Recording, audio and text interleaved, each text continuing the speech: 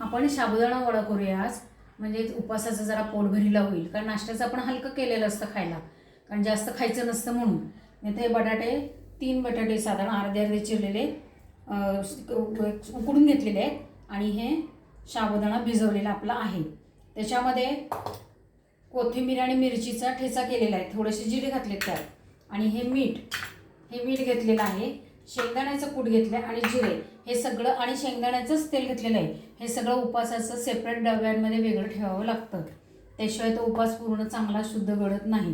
कारण ह्यातलं मीठ त्यातलं मीठ शेंगदाणे घेऊन उपयोगाचं नाही आहे. आता मी हे सगळं मिक्स करून घेते आहे. पण एक साबुदाण्याचा वडा तळून बघितलेला आहे, तेल गरम झालं का नाही याच्यासाठी तळून बघितला.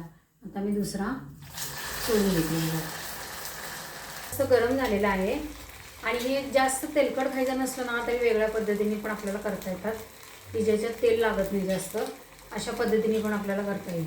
त्याच्यामध्ये मी काय केलेलं आहे की बटाटा कमी आणि साबुदाणा जरा जास्त घेतलेला आहे, त्यामुळे मग ते कुरकुरीत आणि छान होतात घट्ट असे.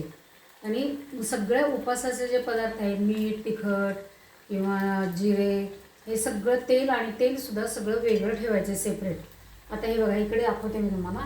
हे शेंगदाण्याचं तेल आहे ना, हे मी खास उपवासासाठी आणलेलं आहे, तर ते मी खास उपवासासाठीच वापरते. बाकी आपले साबुदाणा वडा तयार झालेला आहे, हॉटेल स्टाईल आहे बरं का हा, म्हणून एवढे जाड असे छान झाले आहेत आणि आतपर्यंत शिजलेले आहेत. त्यामुळं वाफाळलेले चांगले व्यवस्थित साबुदाणा वडा खाऊन मस्तपैकी राहायचा आणि उपवास करायचा.